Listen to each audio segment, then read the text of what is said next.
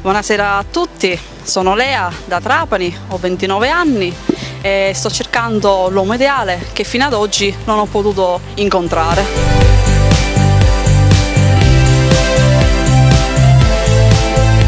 Sono una ragazza semplice, non ho grilli per la testa, mi piace fare sport, mi piace suonare, mi piace anche il mare, mi piace anche ballare e sono una ragazza molto allegra, socievole, all'inizio un po' timida, però comunque e poi diciamo mi apro.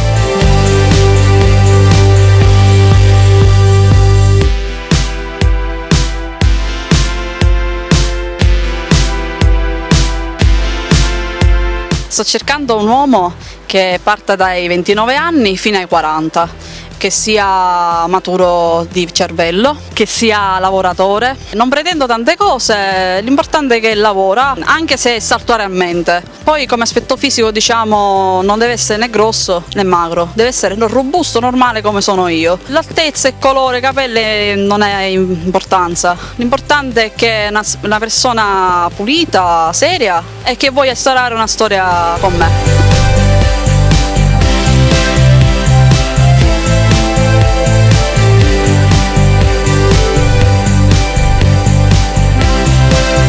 Il mio sogno nel cassetto è quello di fare un giorno la famiglia e avere dei figli, con l'uomo ovviamente quello che mi ama per come sono, perché diciamo i pregi sanno amarli tutti, ma però la prima cosa bisogna cercare anche di saper accettare i difetti, cosa che alcuni non fanno.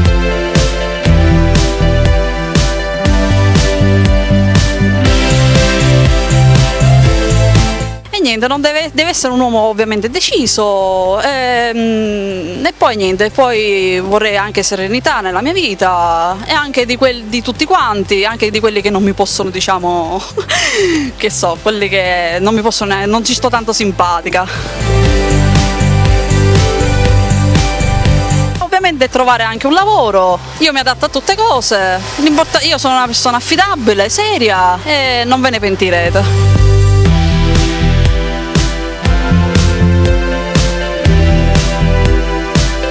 Per tutti quelli di voi che volessero contattarmi potete andare sotto della descrizione del video e mi contattate tramite Facebook e io vi risponderò. E sbrigatevi che vi aspetto.